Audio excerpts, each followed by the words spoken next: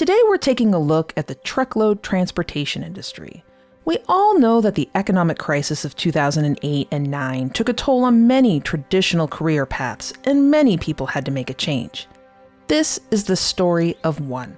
My name is Philip John Wolosky II, and my occupation is truck driver.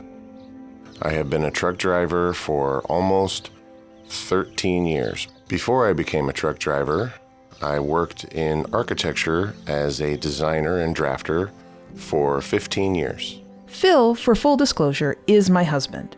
But his path to driving a truck followed the same story as many in the U.S. that were left jobless after the last major recession.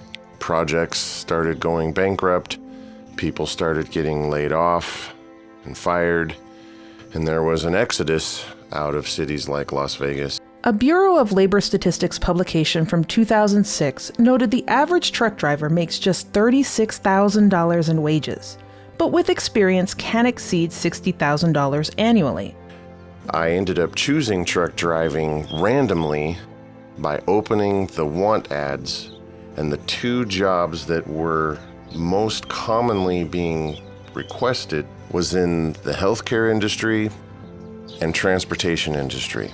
6 weeks and $6,000, I can get a CDL. With little formal training required, a graduate of a CDL school could enter a program and be job ready in just 5 to 12 weeks' time, depending on the school chosen. One of the ads in the newspaper was for a truck driving school. They helped with job placement. By 2009, droves of people entered the transportation industry, lured by the promise of a fast job with stability and companies that were willing to help them pay back their student loans. The income in the first year of truck driving is very rough.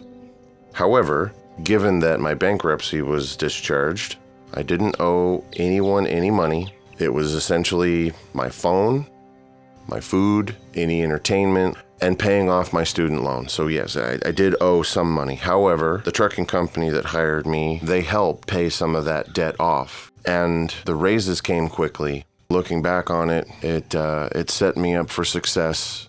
And over a decade on from that choice, I can say, yeah, it was probably the best thing that I ever did.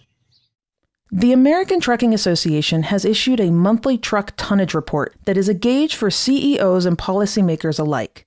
It's a lagging indicator, but because it's been measured since the 1970s, it's a great signal of economic and industry health. During the recession, the index took a sharp drop in only 12 months that erased all the gains made since 2000. Pulling out of the recession, monthly truck tonnage rose significantly every year until 2020. Washington State today reported the nation's first death from the coronavirus, and health officials say they don't know how he contracted the disease. 100,000 people have died in this country from COVID-19, the disease caused by the coronavirus. The disease is flaring up in several other parts of the world. Over 300 healthcare workers in the U.S. have died.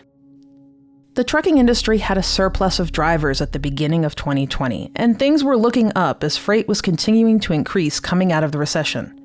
Quickly, however, as the pandemic developed and the scope of what we were facing was realized, drivers started leaving their jobs, opting instead for early retirement or trying to protect their health.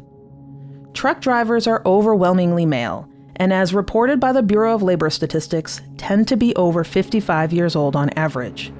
Right about the time the first case of COVID-19 was officially reported in our country, just by sheer dumb luck and circumstance, the company I'm driving for sent me right there to Tacoma, Washington. And it was a little scary. Didn't really know what to do to prepare for that. So I had a bandana and some rubber bands and latex gloves and did what I could to keep myself distanced from everyone else, and didn't know if I was going to come home sick or not. Suddenly, freight started exceeding capacity as panic buying swept the country. Worried customers have been snapping up everything in sight. Store shelves nationwide are dwindling or totally empty. You couldn't find Lysol? No, none. Zero. As human beings, we gotta come together at a time like this. So I need you guys Lester, calm down. Stop trying to touch me with that card again. It's all right, love. Can confirm that they are out of toilet paper. People still needed their goods, their food mostly. Keep on trucking. It didn't impact me and my family in any way.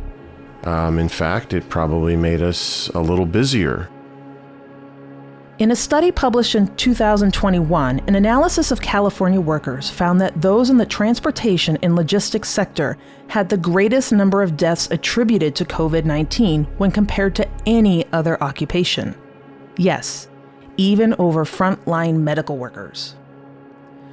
The company started realizing that their hiring standards needed to change. And that opened up the opportunity for less experienced drivers to get an opportunity to come to this company. Where does all of that leave us halfway through 2022? Facing new economic challenges with e-commerce continuing to dominate the freight markets and push capacity right to the edge. Rising fuel prices and inflation making it more difficult for smaller carriers to be competitive. Companies are once again offering large recruitment sign-on bonuses to entice the best drivers to their fleets. The world of truckload transportation is always volatile to some degree, but in the words of one of the drivers, there's always freight to move, whether it's cabbages or clothing, cell phones, cars. If you use it, if you own it, if you wear it, if you eat it, it came on a truck. It weathered the recession, the pandemic, and anything else that this world can throw at it, because if the trucks stop, our society stops.